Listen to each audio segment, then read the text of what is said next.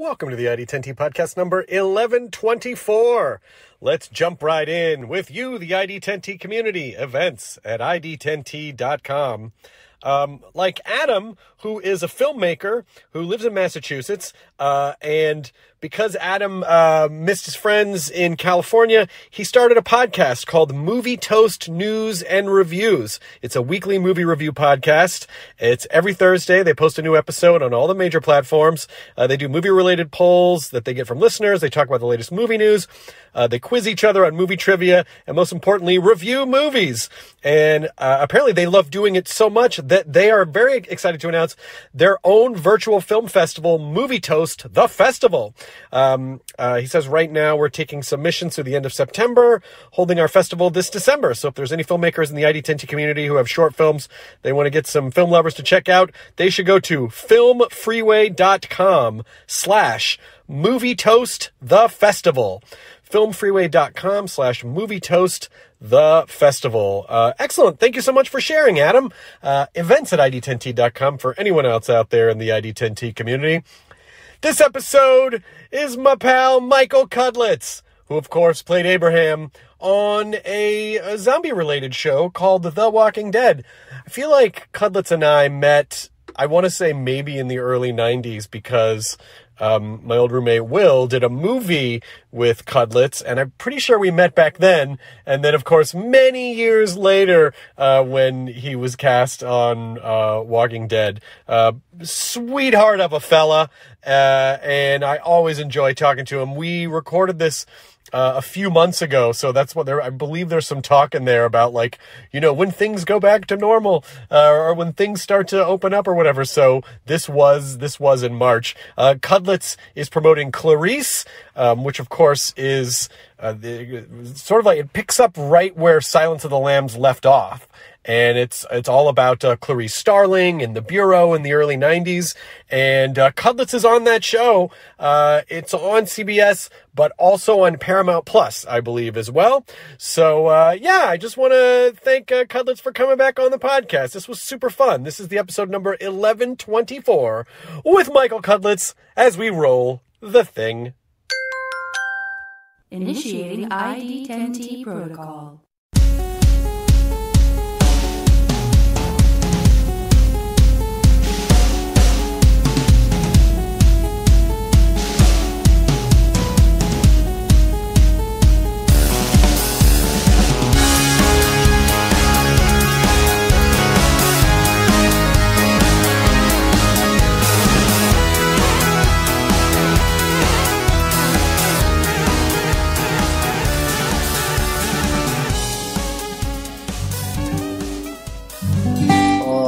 You're serenading me.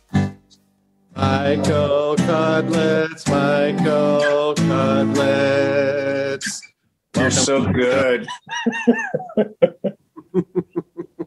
How you doing? What are you in a skyscraper? Where are you? I am in a skyscraper. I'm in a condo.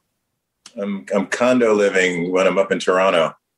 Oh my God. Oh, dude, I have the Enoch Sleestack hat. Oh, that's awesome. I have the exact same hat you're wearing. And as a matter of fact, before the end of this, when we're done with the podcast, I'm going to go get mine and we should take a picture of it together. All right. I get the best responses from this. People are just like, what? Yeah, I just got another one from that company that's an HR Puff and Stuff hat. Love it. They are doing some nice work over there. I think it's Angry Minnow Vintage, I think is the company. I don't know. This is Headmost, but that's probably the hat. Yeah, I think the company that's making those Sid and Marty Krofft themed hats is Angry Minnow Vintage. And I think a lot of what they also do are like old extinct beer companies. Oh, that's great. That's fantastic. Yeah. Yeah. Where are you? Are you in Vancouver? No, we're in Toronto. I love Toronto. I love Vancouver too, but I love Toronto as well. I do too. I've gone through various different stages of lockdown with the city. And I guess they're getting ready to lock down once more. Oh yeah, they're going to lock down again, huh? I think so. Yeah, we heard just today. Oh my God. That new new restrictions are coming and being announced Thursday. So I imagine the dining, the outdoor dining and such is going to be taken away. But I guess if you're shooting the show up there, so you probably are working quite a bit and then just going to and from set most of the time. Yes. I would imagine. Yeah, that's pretty much exactly all it is. I think in a way we're protected by the hours we work because all we do is, we're around the same people all the time. We go to work, we come home, we go back to work. Yeah, and when you're shooting the kinds of shows that you work on, I would imagine there's not a lot of energy left to go out and tear up the town. No, if there were a town to tear up, we would not be tearing it either way. Let's see, what do I see right there? So I see a barbecue on your balcony. Are those weights? Are those like those adjustable weight sets where you can? Yeah, these are like a European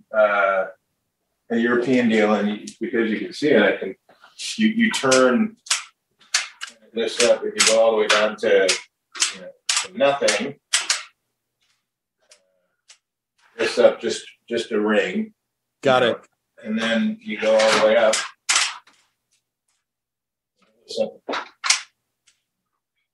More than just that's nice.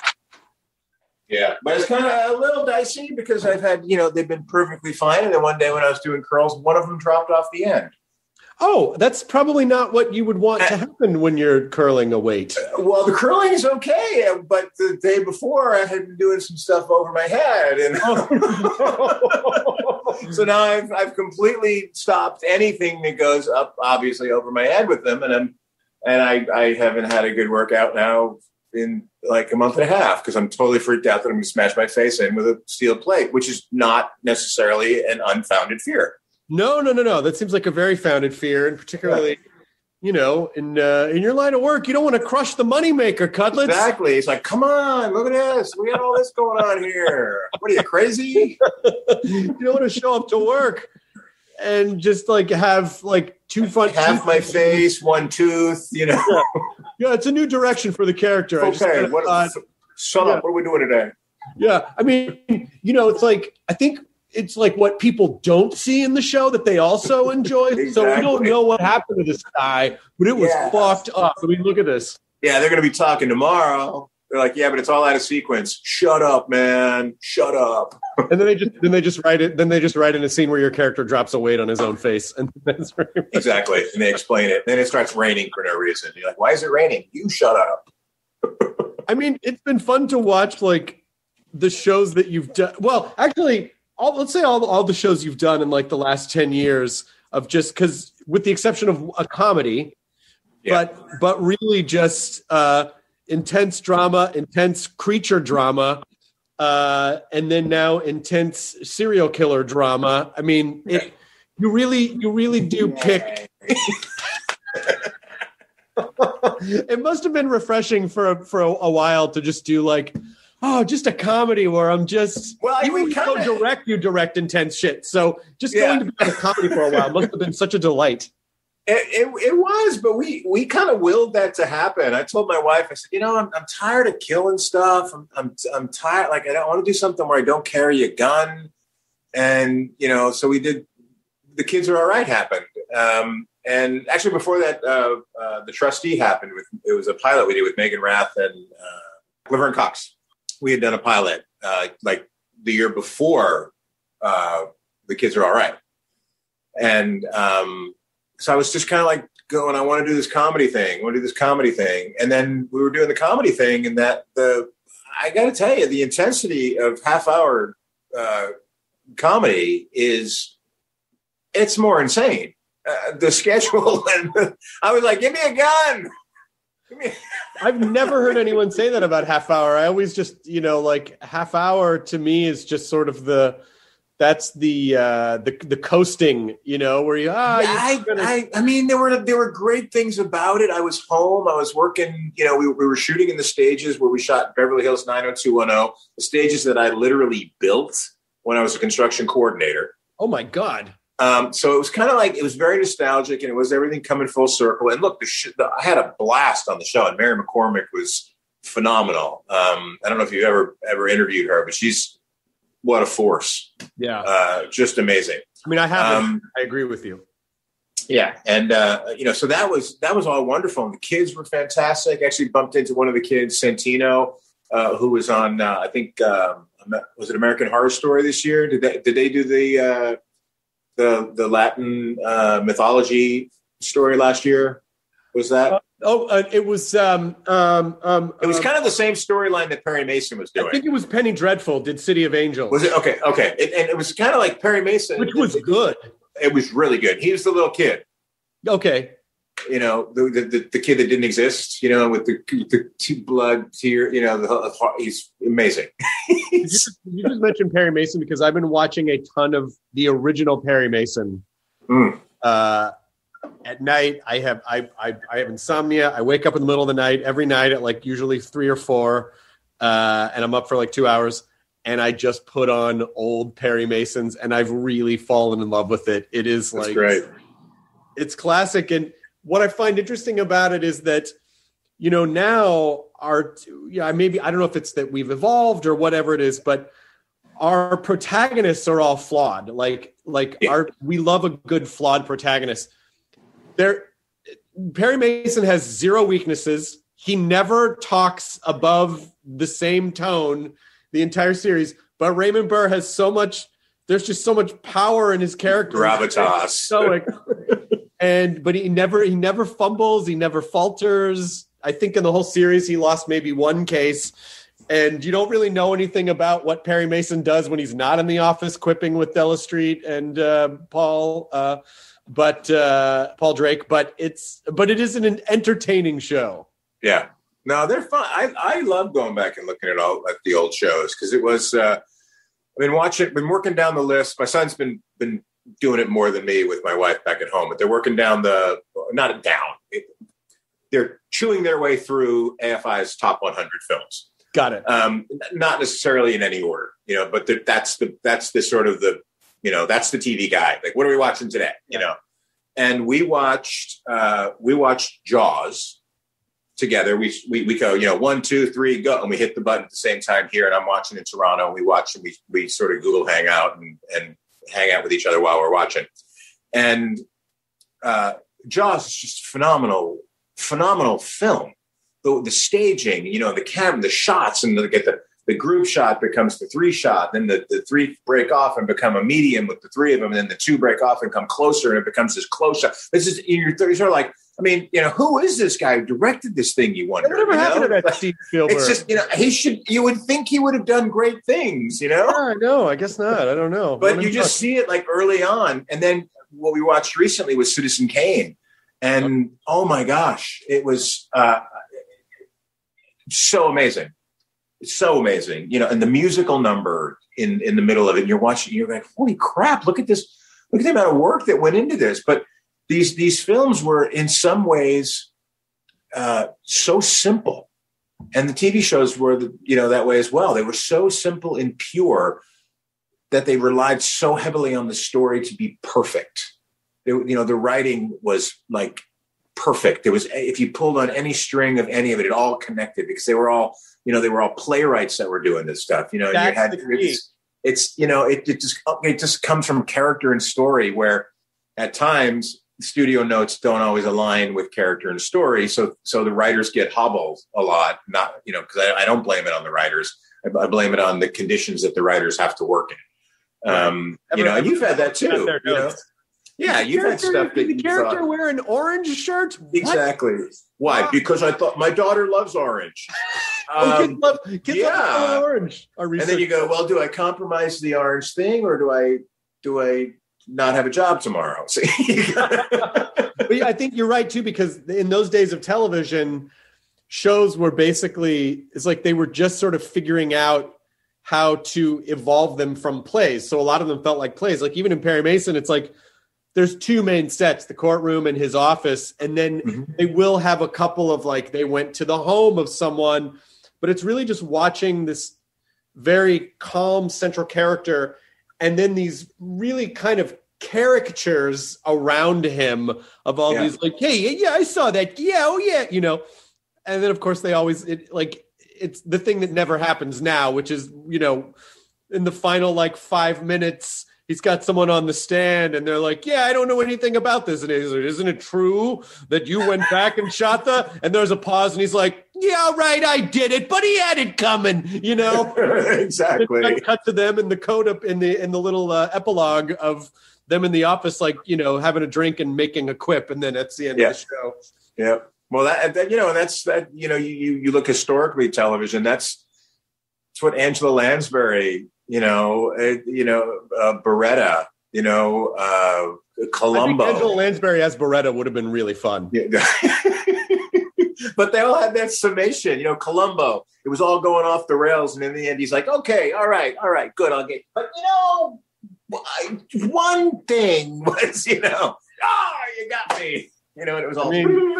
Listen, I'm just going to throw an idea out there.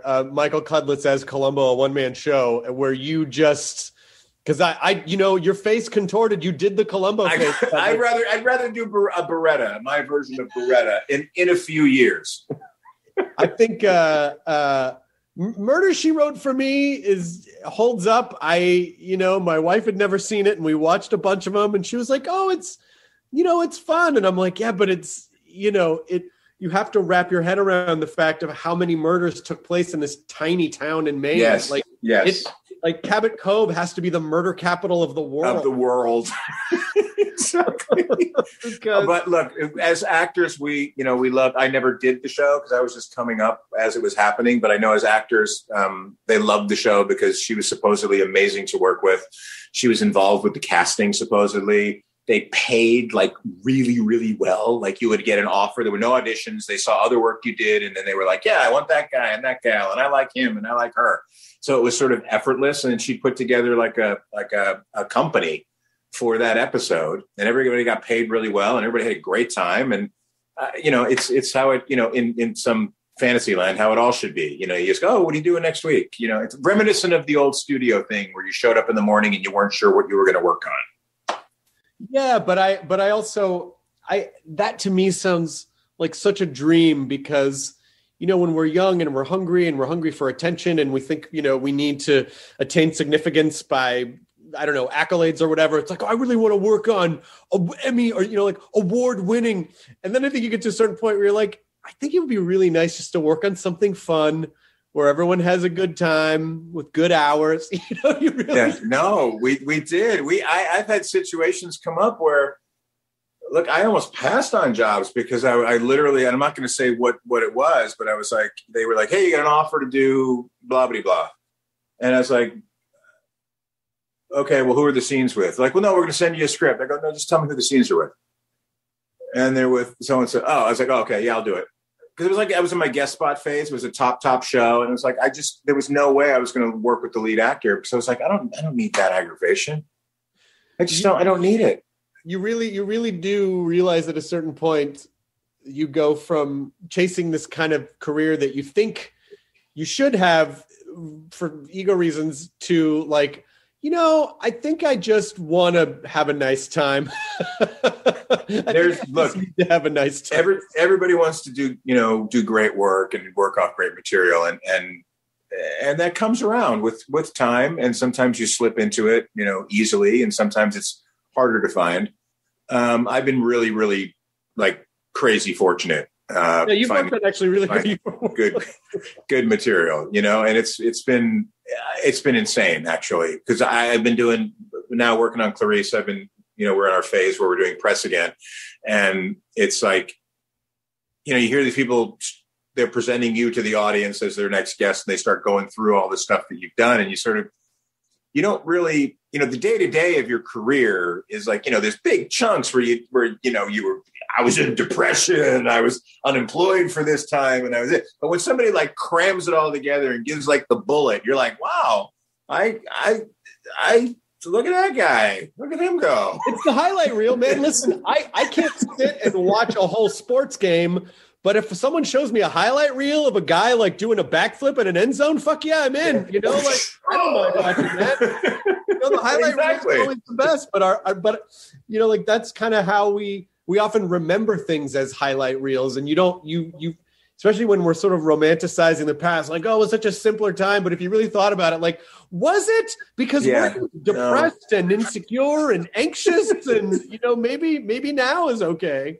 Yeah, no, exactly. I don't, I used to give that advice to people when, because as actors, we have friends that are actors and performers, and, I'm sure with you with acting, but more comedian, people who are hitting it and who are not, and the talk show thing. It's the same types of circles. People are hitting their peak or hitting their stride or giving up, or, the business is either good to you or not. And whatever, there's a million things that affect that.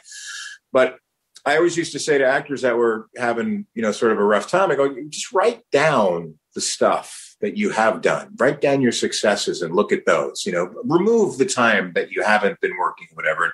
And basically, what I was telling them to do is create their own highlight reel, right? Without knowing it. And I think that's really good for your soul every once in a while to just sort of go, what have I done? And not just your work, like your family and your things, and you helped out, a friend, or what's going on with your folks and your house, like whatever your stuff is, just put it down in a list and look at it and go, okay, that's more of a representation of these 3 or 4 bad things that are, happening at the moment. Like what is really going on with your life, Yeah, and because it's sometimes you have to see things to connect with them, especially if you're feeling like you're in a pit, it's very hard to see out of it. And it's very hard to be like, but that one time, looking at it all together and trying to recall like how you felt and what that was, and just remember that it's possible, the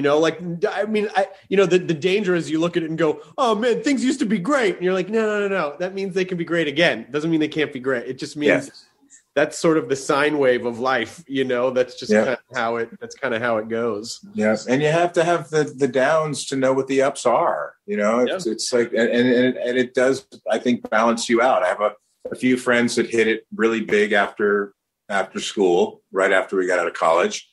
And then you left your whole career chasing that success that you had when you really weren't ready for it. So you're not even chasing something that's real, because if you ever attain that again, and you probably will, it won't be the same, because you didn't really know what it was when you were in it. Right. Right. Yeah. I often think about that I think it's better than to have that like meteoric rush of success. Even if like, I do think about this a lot, like even if you are just able to continue doing what you're doing, even if you don't hit that meteoric thing again, but you have a sustained success for many years or decades or whatever, that is better. That's way better. That's way better. And that's the JT Walsh graph. Right. Where you're like, and then you look back and like, holy fuck, look at he was in everything and he killed it. And he was amazing. I've been fortunate. I wouldn't change a thing. And mine's been slow and consistent. And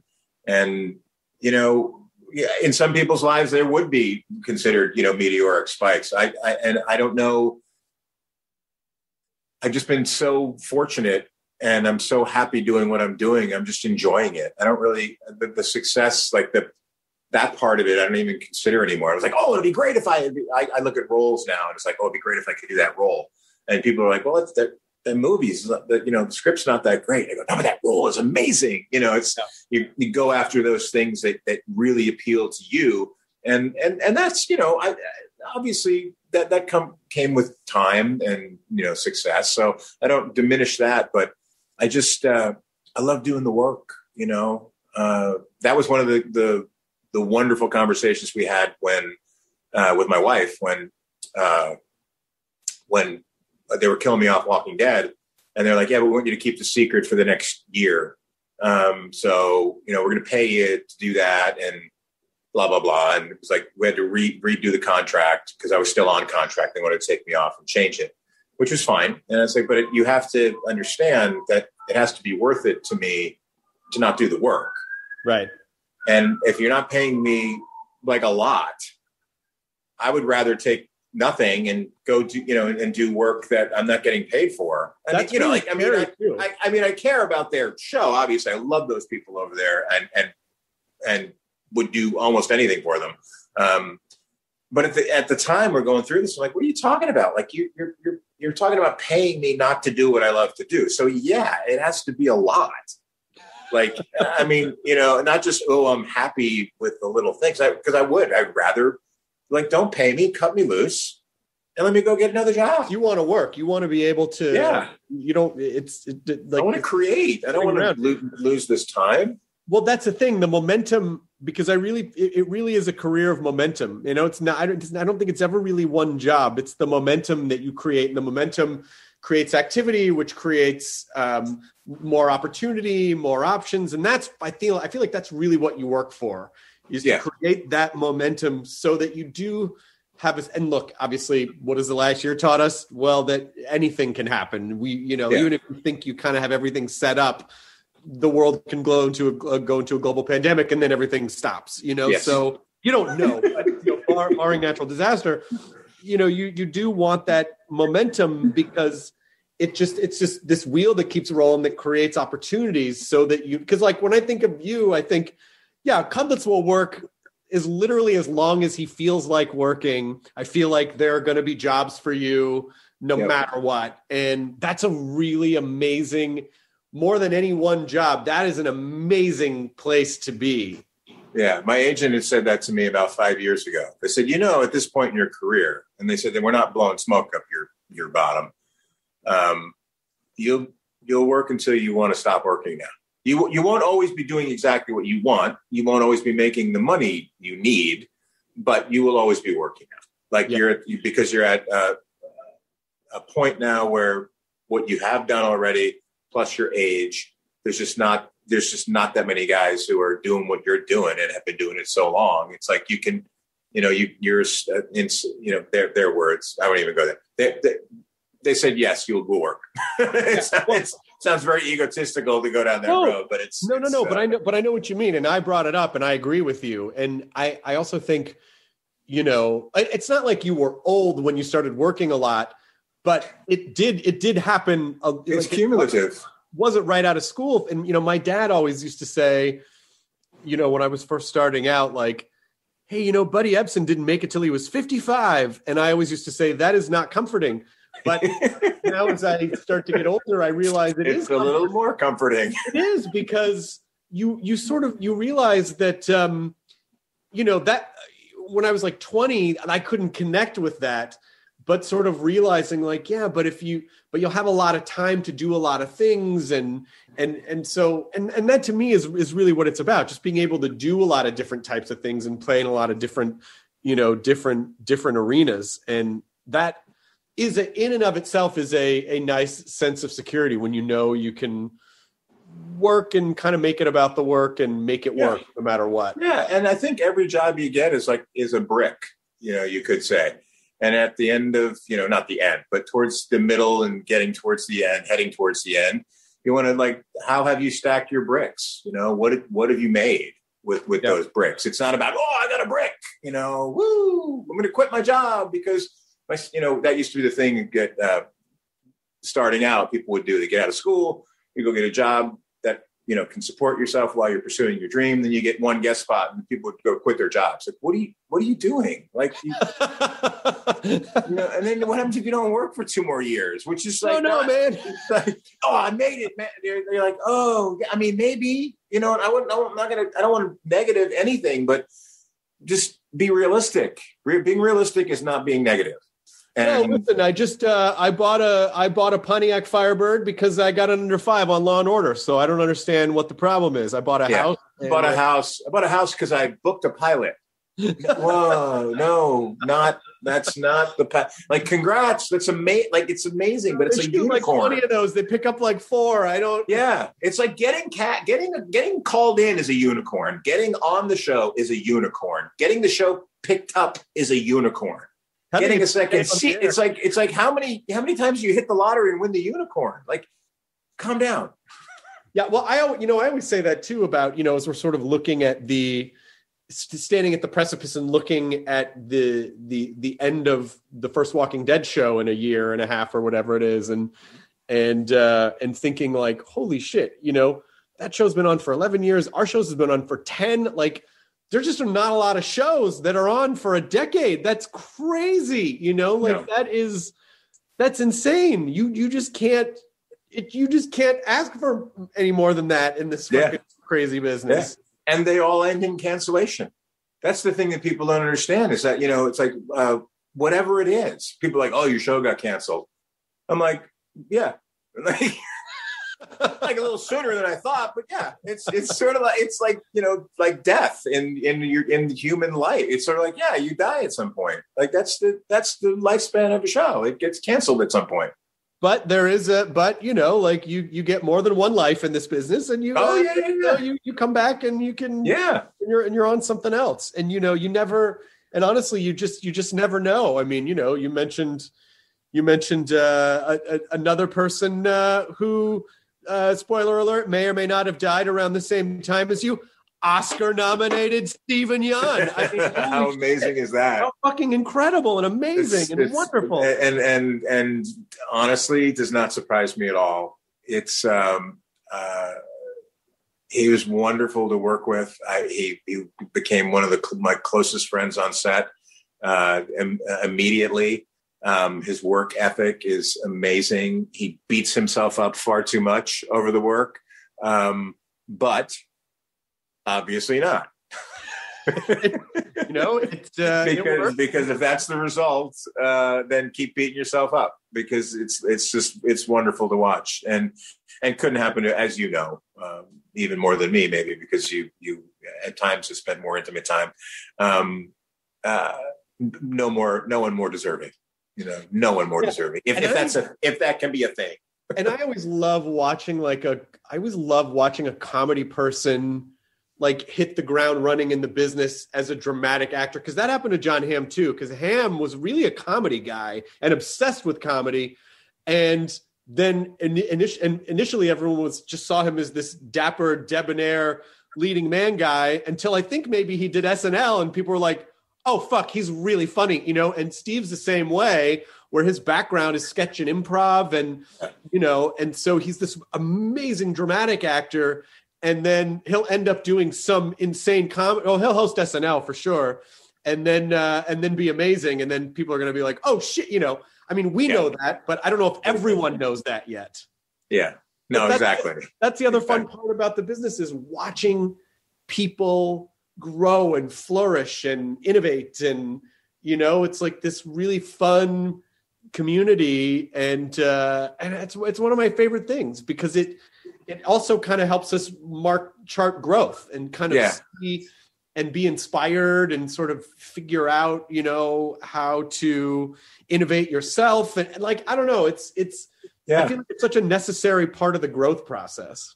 Absolutely. And in a lot of ways, we're all coming up together. We might not all be the same age, but we're all, everything's moving forward. So if you spent 5, 10, 15, 20 years, you come across those same people, for better or worse.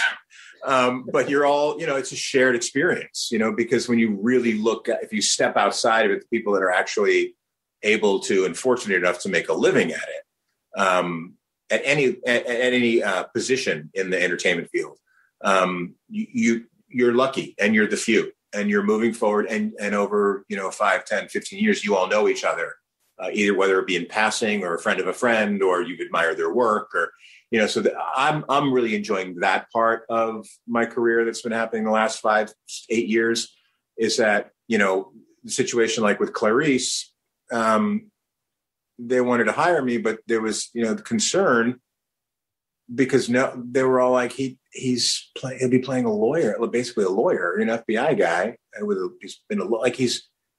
Does he wear a suit?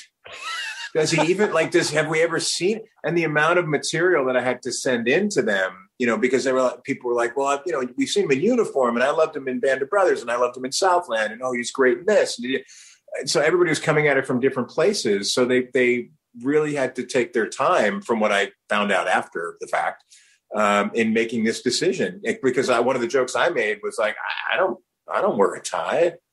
Like when do I wear a tie to work? Well, apparently I wear a tie. So the character wears a tie. That is Yes. kind of funny sometimes how these kinds of debates can happen, and it sort of completely throws the idea out the window of like, well, you know, these people are actors, right? You know, his hair's blonde. You know, put him in a tie.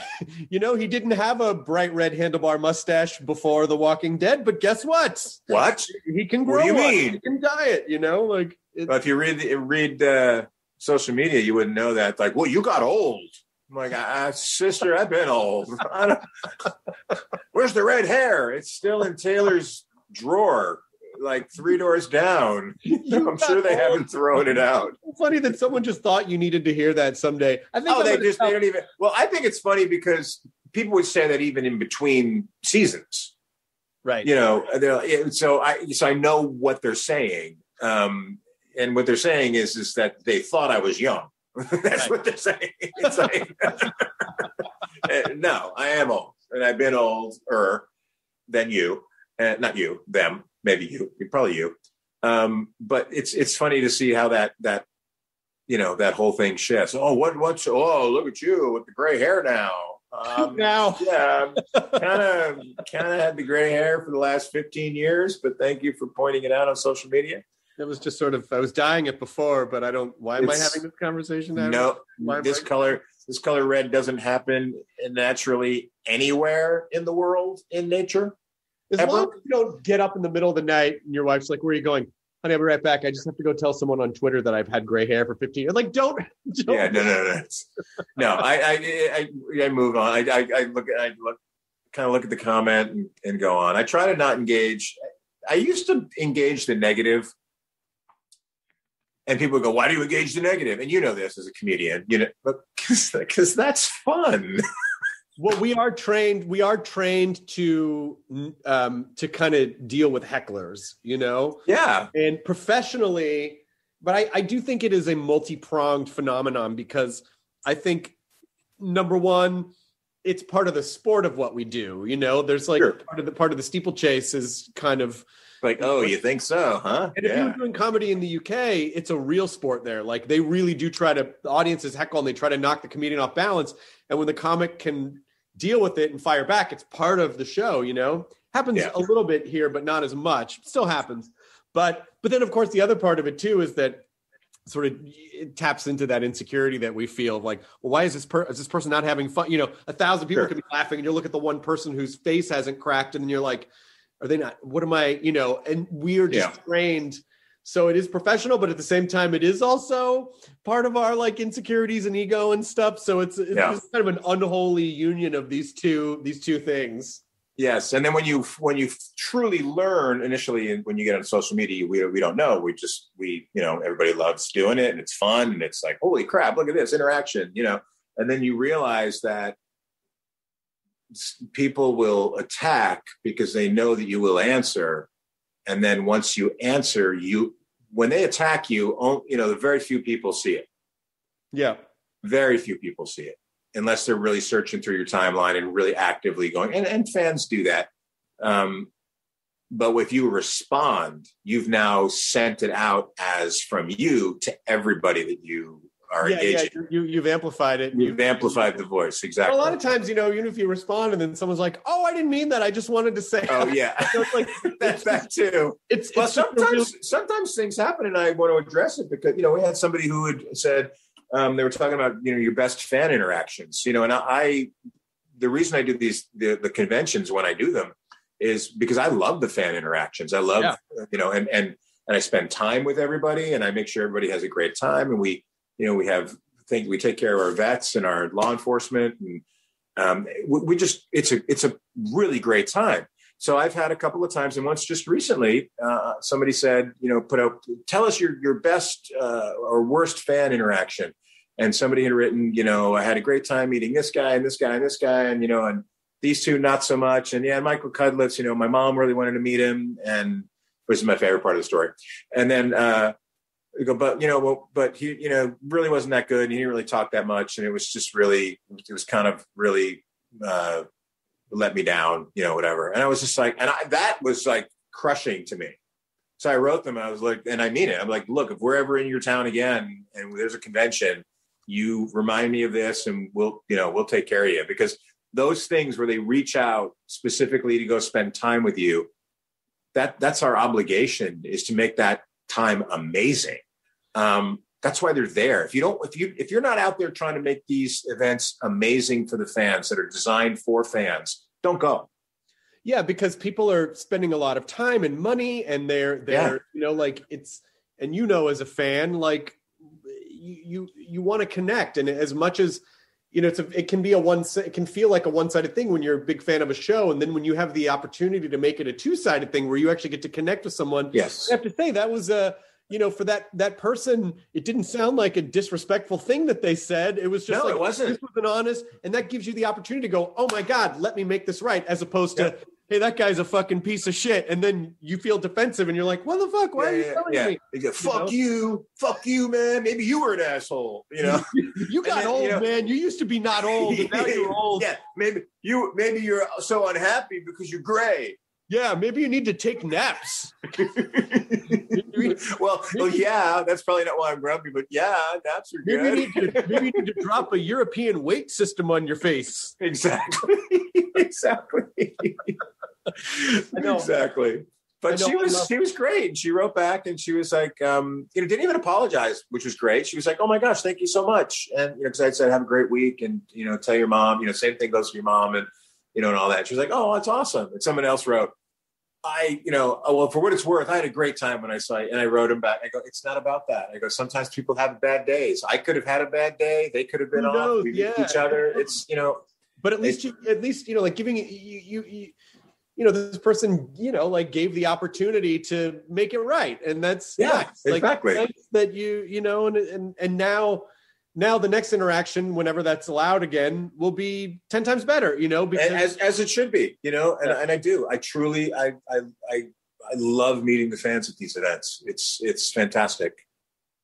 It is, especially because you want, when you're meeting people, that part of you just wants to like, if there's a lot of people waiting, you want to spend as much time as possible with each person, but you also know like, well, there is a limited amount of, because everyone's got to get through. So you really just want to do the best job that you can to make whatever time you have as engaging and just like, look people in the eye and listen and really connect and not just treat it like a line of cattle, like it. Yep.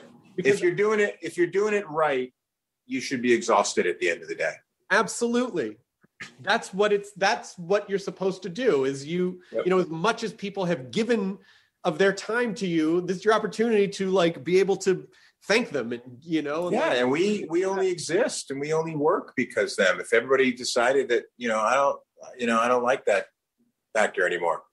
Yeah. Then you wouldn't work. It's like that simple. If comedians, if they decided you weren't funny or clever or like I'm done. And it happens in our careers. So like I'm thankful, I'm grateful, and it's not misplaced because it's they make us who we are. We're running as fast as we can and trying to do something that puts something out, and they're responding to it, and because of their response and it's positive, it builds on itself. So we do not exist without that component. What's going on with directing? Are you directing any episodes of Clarice? Clarice, not yet. We spoke about it when I was first came on, and obviously I was like, don't even want to think about it first season, especially with the pandemic and right. They're doing 2 episode blocks and this and that, and the show's finding itself, and they need people in here who who everybody feels really confident about, so they can take risks in the right way. And I still consider myself, really figuring it out. I mean, I've been very successful at it, and I'm in my mind, I will continue to grow. I've been very, very happy with everything I've done so far. But I've had a talk with both Alex and Jenny and said when it's right and we all, realize that we are on the same page of how the stories are to be told, I absolutely want to take that opportunity. I am going back this summer to do some work in the final season of Walking Dead. Oh, wow. Yeah, I was supposed to do The World Beyond. I directed 2 of those. So like 20%, it only did 10 episodes. So it's like 20% of their season last year. And then I was supposed to come back and do 2 more. And the overlap with this show, because of the prep, just didn't work out. They'll be finished, and their producing director will be directing the last block by the time we wrap up here. But I will be out in the summer. And then depending upon what happens here and then my availability, we may do another 1 or 2 on Walking Dead. That's still to be decided. Oh, that's so fun. I'm excited. I'm really excited to go back because, we're all family and you're part of that family, of the whole Walking Dead thing. It is. It's like we shared something that very few people in this industry share, like you were saying earlier, the amount of time alone, but the cultural phenomenon that it is. It's these are, one or 2 in a lifetime type things, It really is. And when I think back to that first Walking Dead panel in the smaller room at San Diego Comic-Con right after the first season, and only a handful of episodes had aired at that point, 6 episodes, and just seeing how nervous all the actors were on stage because they didn't really, and then just watching everyone blossom and then realize oh, we're all part of this fun, weird thing together. We're all a part of it. That does not happen on every television show like that. That kind of community. And there are fans of every show. Every show that's on the air has a collection of fans, but that doesn't necessarily mean that they're all communities in the same way. And you say this cultural phenomenon. Yeah, it really was. It was a communal and cultural and television phenomenon, and it is. I mean, I obviously I knew sooner or later the show would end. It's still surreal, but it's that is what happens in television. It happens in the lifespan of a TV show. You can't get mad at 11 seasons, 12 seasons. You just can't get mad at that. Yes. Would it be great if it went on for 25 seasons? Of course I would do it, but it's the numbers are still really good. I was because I'm looking at the Clarice numbers, and the thing, I'm like, holy crap, the Walking Dead numbers are still really strong. Yeah. I mean, I was talking to Kirkman about it pretty recently, and I still can't wrap my brain around how much television itself has changed since The Walking Dead started. Just the business of television, the platforms of television, the way that we look at television, the way that we look at content, Walking Dead is one of the last sort of, I mean, outside of your procedural dramas that have been on forever and SNL, but in terms of serialized scripted dramas, Walking Dead has a foot in both worlds, and it's such a different time now that that's just not recognizable to what the business was 10 or 11 years ago. Yeah. No, it's amazing. When I joined it, it was amazing, and it was sort of I caught the wave. Myself and Josh and Christian, when we came on, it was just before it. It was getting ready to peak, and we grabbed on and it was woo, we just rode that way. It was holy crap, what is happening? And we were welcomed by the fandom, which could go either way. We've seen through history that some characters are not, as embraced as others. But generally speaking, they do embrace people who get brought on. Even if they love to hate them, It's part of the agreement, I think, with this show in particular, is that people are conditioned to know that new characters will come in. Yep. Characters that we love, unfortunately, will cycle out. It's just that's part of the deal, especially if you read the comics, Yeah. Kirkman had said, he wanted everyone to be constantly reminded that it was a dangerous world. Right. That was the impetus for that storytelling element, So, and it makes sense. And also, when you think about the old days of television, you wouldn't kill off a major character. It was unthinkable in the realm of network television. What? Oh, yeah. Why would we kill a character that people love? That's crazy. That's fucking nuts. Why would we do that? Captain Kirk is not dying this week. Like, no matter how whatever sort of peril he's in, Captain Kirk will be fine. He's going to be fine. Yeah, the crew's going to be fine, and it's we know because we can even turn to the back of TV Guide and we see that next week he's on. Yeah, that guy's name, who I don't know, he's dead. Die. Yeah. And absolutely the one in the red shirt. Of course, yeah, of course. I mean, that's a given. Absolutely. But. So it's just all changed. And again, like I was talking about, like complicated protagonists, and also, you've got a show like Breaking Bad where the quote protagonist is actually a bad guy. It's that sort of the flawed central character, and I think it sort of reminds me about how, like, how comic books were when they first started out, and then a guy like Stan Lee comes along and is like, let's make him human, and let's give him problems, and let's give him flaws, and let's give him, and it's just that sort of evolution of character work, which I imagine as an actor is probably way more fun to play than the same note day in, day out. It's the best. Complicated is more fun. It's like conflict is fun. Conflict resolution is even more fun. But it's like the ups and downs of television and the characters. That's what you live for. You live for your character to get beaten down so you can come up out of the ashes. And then who knows how far before you get knocked back down. And that's you hope for those kinds of layers and those problems, because those problems build and they stay with you. And with the long formats, they compound on each other. You get over one problem, you solve one thing, you carry it off, forward into the next thing. It's with you, and the audience remembers. And then in some ways it almost becomes easier because you have to do less because they know what you've been going through. They're there with you. You don't have to, early on in the show, you're establishing all of these things and making sure that everybody remembers. And as you go further along, they remember already. They're doing a lot of the work for you, doing a lot of the heavy lifting. You just have to kind of go with it and do your work and stay out of the way. Don't screw it up. It is funny about how quickly, like, a baseline gets established where, when you're young, you're like, okay, I just want a job. And then you get a job. And then if you're on that job for a while and it doesn't necessarily turn out to be exactly what you thought, and then you're like, well, now I just want this other thing. Like, I thought you just wanted that. No, I know that. But now I need to be challenged, So it's like, I was having a conversation with someone about, like, does art come from dissatisfaction? Like, do we have to be at least a little uncomfortable in order to create?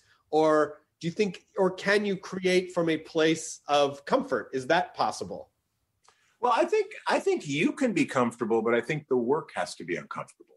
Ooh, good point. Because I'm very happy. I'm not retiring anytime soon, but I had conversations with my wife, and I was like, she's like, what if, because we talk. I've been with my wife for 34 years now, and we talk about, like, just crazy stuff. And she's like, well, what if you couldn't work anymore? And I go, well, that would make me sad. I said, but I'm really satisfied with what I've done, and I feel great about what I've done. And I'm constantly having to, and this is, I am very, very fortunate.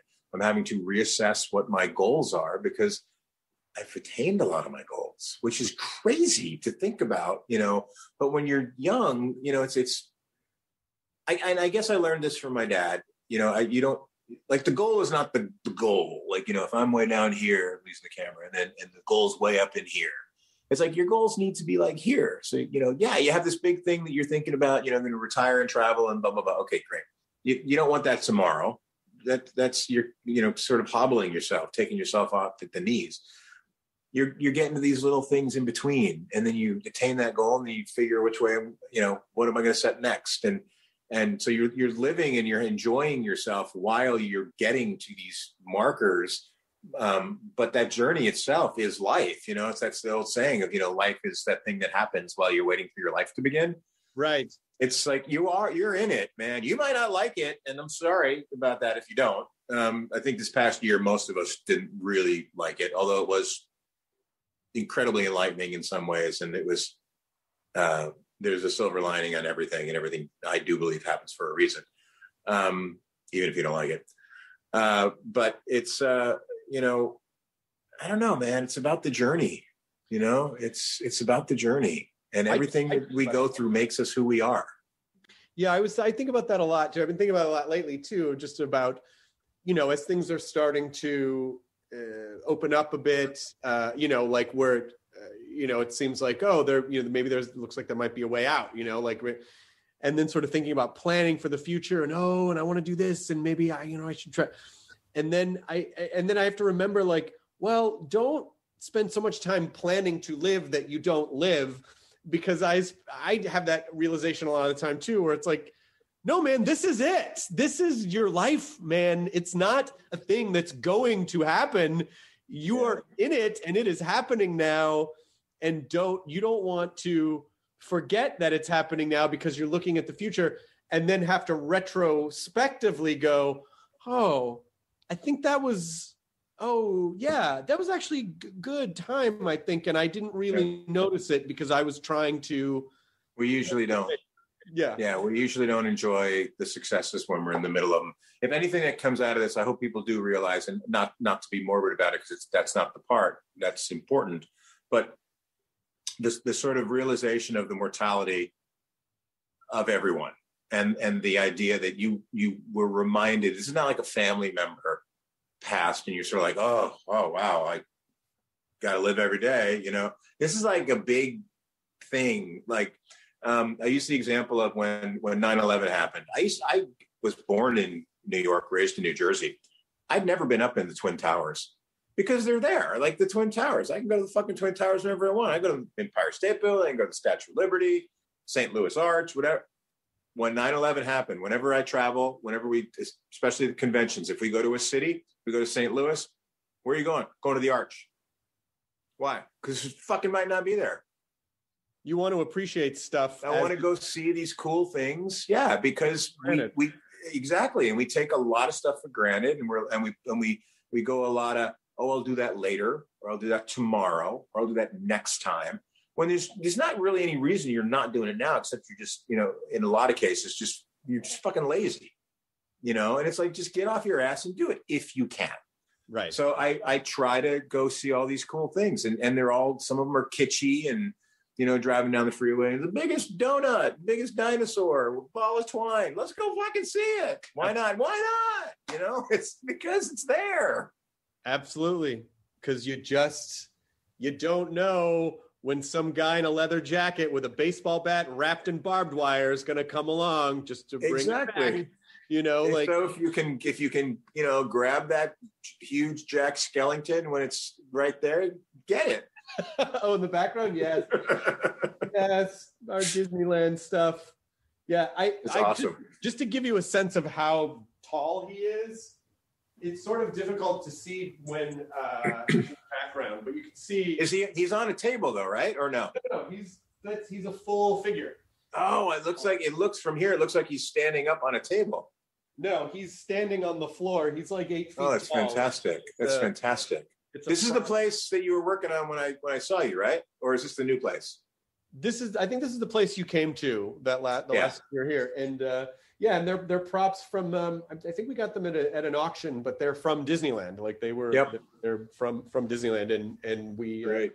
I love the haunted house, the stained glass haunted house. It's fantastic. I know we've already. I know Disneyland is opening up soon, I believe, to a limited capacity, but we're not ready yet emotionally to start, you know, running around. But I look forward to the day, like, not like I ever sort of, when you're talking about like not taking things for granted, I don't think I ever took for granted going and visiting the park, which, you know, is my favorite place, and Lydia and I love to go. But boy, will I appreciate the shit out of it the next time we get to go back. Oh, and if you go every square inch of that park, every smell, every sound, every bit of every churro, everything. And I, you know, it's my wife and I, I think we went to Disneyland more before we had kids than we did when we had kids. Although not when they were like probably between 1 and 7 because we got yearly passes every year for the family because it was great because she could go down. They could go down there and have lunch. And if the kids had a meltdown, you just get them out and it's like no big deal because we're members. Yeah. But what I'm really looking forward to is once, because I am personally going to get vaccinated. Hopefully as soon as I get home. Yeah. I'm looking forward to going there when it's not at capacity because it won't be at capacity. Okay. So this connects to you because you did a movie with him 1,000 years ago, but Will Wheaton and who I believe he and I were roommates when he did that movie with you. Probably. When we were all a lot younger. Me younger. and Soleil Moon Fry and Brian Krause. Yep. That's right. Okay. So Will and I around that summer bought Disneyland annual residence passports, which were $99. So if you went to the park twice, it was already paid for. Yep. And so, because at the time, I think tickets were like $50 or $60 or something, or a day ticket. And so we would go at, 10 o'clock at night. We'd drive from our apartment, get down to Disneyland at, 10:40. We knew exactly, which lot to park in. It was a lot easier to park at Disneyland back then. And in 92, 93, the park, it was before Disneyland was covered in IP that they owned, right? So there was Star Tours and they had just opened Indiana Jones, but everything else was like, it was the old Tomorrowland and like everything just felt like classic Disney.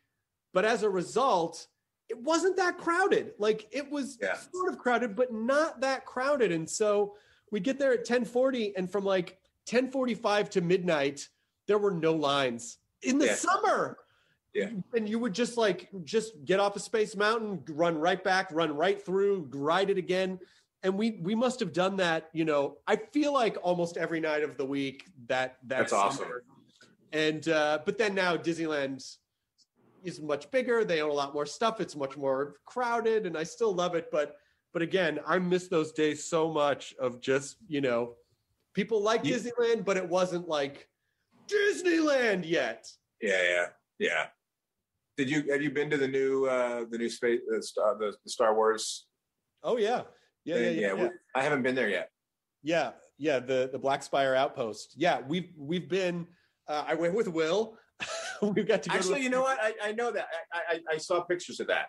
I think you guys posted about that. Yeah, I've been a few times, but I did not get to the second ride opened up after, I was there the last time and then pandemic. And then, so I actually haven't been to the second ride in that attraction, but it's great. It's very immersive. They designed it in such a way that you can't see any other structure from inside so that you don't lose the illusion that you're there. So you can't see any other building in Anaheim, any other part of the park. So, it's pretty clever. Oh, that's awesome. My favorite ride still, I don't know. I cry on it every time. Is Soarin' over California. Oh, Soarin', I don't even know why. Even though I can see the mechanism and the thing. If you turn your head a little too much, and I don't know when there's this thing when you come over the mountains and there's this sort of and I don't know if it's Soarin' over California anymore. I think it might just be Soarin', and I think it is Soarin'. Yeah, I think it might be more of an international thing. There were some really good, like when California Adventure opened, it kind of got the short end of the stick a little bit because I think people were like, at first it's like, oh, this is a celebration of California, and they quickly realized like, no one gives a shit about very specific parts of California. But there were some really good rides there. Like there was a ride which they changed to Goofy's Flight School called Mulholland Madness, and it's like this sort of like square kind of a roller coaster, but it takes you all the way up to the top, and it's 90-degree angle. Oh yeah. And it looks like a simple ride, but it's fucking terrifying. It's terrifying. It's like an old Coney Island, like me and my dad built. Get in there, kid. You'll be fine. Yes, the roller coaster is great too. They added a layer of the Incredibles on the roller coaster, which is amazing. And Cars Land at night is fucking mind blowing Radiator Springs is fucking. I cannot wait to get back there. I really miss. I just wish that they would they'd have like like Tesla would take it over and sponsor it, because the fumes coming out. I'm like, are you kidding me? Like, it's like a bunch of lawnmowers running out there. No, Michael Cudlitz, those are the happiest fumes on earth. Let's not forget. They're full of wonder. And I mean, let's be honest. If they could legally brand the fumes and sell them, they would. Because they would. Yeah, people, they'd get a little bottle of them at home. And I would. It's called huffing. I follow an Instagram account from a cast member called, what's it? I just want to make sure I get the name right. I think it's called House of the Mouse. And yeah, House of the Mouse. And it's a cast member. And through the pandemic, it's been so nourishing to my soul, because occasionally he'll post like a montage of just voiceovers that you hear in the park, all as one big mash. Yeah. It's so like, I wonder if somebody made an album of that, or if they didn't, they should. All like the full length, like the whole Haunted Mansion thing. And oh yeah, they've done that stuff before. This was just like ride announcements and, get ready for the wildest riding away, just like all of the, and it made me so happy. Like, it filled my soul in such a way to hear like 4 minutes of just park sounds that it's, I got great. really excited. And then you went and bought a turkey drumstick and. I'm not a fan of the turkey drum. The turkey drum not either. It always looks like the fucking Flintstone. Yeah. It's like the Ren Fair. I'm like, what do you do with that? Like, it's no. And turkey drumsticks are just nasty. I mean, turkey is a great ensemble cast member. It's great with mashed potatoes. It's great with stuffing. It's great with gravy. On its own, it's not a great solo album. I got to be honest. It's like that was the solo artist that should have stayed with the group, in my opinion. Yeah, exactly. I'm sure the turkey feels that way too. I mean, just like a hot, sweaty turkey leg on a hot day. Like the pitch for that. Hey, this would be great. They do it at the Ren Fair all the time. I mean, it is also kind of like it just sort of make me realize like what carnivores we are too. It's like it is the giant leg. Yeah. Of a former of what was a dinosaur at some point in evolutionary history, I mean, it is very Flintstonian in that way. It's great. What are you when are you coming back? End of April. Oh, that's not too long. Yeah, so we're kind of at the final stretch. Really excited to get back. Because we have to, every time you come here from the States, you have to quarantine for 2 weeks. Right. So we did a 4-month run, and then I went home for 6 days or 8 days of my 3.5 weeks vacation, and then I had to come back and quarantine for the rest of it. Oh, wow. And then we went back, and so I'm on the tail end of another 4-month stint without seeing the family. So it's in that way it's been rough. In other ways, it's been sort of exciting to be able to immerse in the work the way we are, because all we do is. That's all we're doing right now is living. None of the outside stuff interferes with us, because it's you work, you come home, you study, you sleep, you go back to work.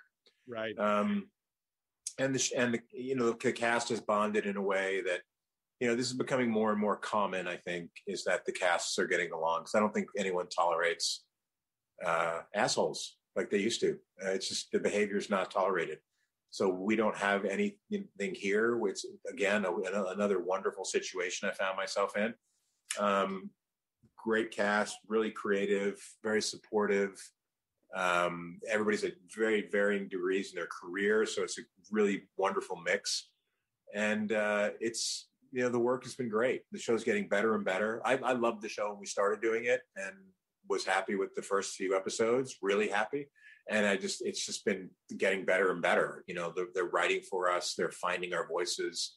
It's one of those wonderful situations, that doesn't come along a lot. So we're excited to see what happens. CBS, it seems like they're really happy with the audience response. Again, it's a weird year, so we really don't know what's going on. And hopefully we get to come back and play again next year. Well, that would be very nice. And this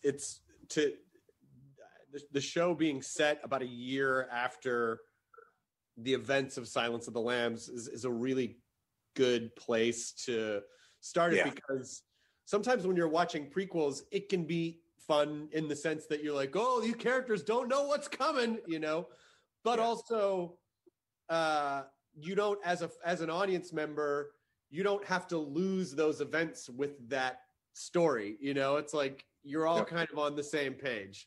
Because you saw Silence of the Lambs, the characters know because they lived through it, and you get to move on from there. And I think that's a really interesting way to do it. We have a lot of things. Our show takes place in 1993. We're gadgetless. We're flip phones, which are used to talk to someone else. That's it. So there's a lot of actual detecting going on and a lot of human interaction. And but in that world, the beginning of DNA too was like, yes, and we deal with that. Yeah, we deal with that in the show. Obviously, the tests come back way quicker than they ever would have in the real world. It takes weeks. We get them. It's CSI. So the world is accustomed to get them quicker on television. And our culture is also so because true crime junkies are such a thing now, and understanding the pathology of serial killers and unpacking and all of the, but not common just 30 years ago. Was still just kind of, the science was still, they were still just, like kind of getting it up and running, about 30 years ago and just starting to really begin to understand it. So, kind of being at the dawn of that is really, we take it for granted now. We take it for granted now because there is an entire channel devoted to true crime. There are libraries of, unpacking the same cases, unpacking serial killers, trying to understand why, murders. And so, but at the time that wasn't as common. If I remember being a grown ass adult in 1993, oh God. I was still. Oh yeah, no, I was a grown up. Yeah, I was a grown up. Yeah, I could vote in 1993. Go to a bar in 1993. Oh my God. Yeah, and it's funny how we've come so far. If you look at the technology from then till now, we look at the technology. At least for me, I look at the technology my kids were born with versus what I was born with and what I had when they were born. Yeah. And it's insane, and just the intuitive acceptance that they have of, pick up a phone and just start doing it, or a computer, right? And, we're all like, what, but how does it work? You're like, oh, you lost.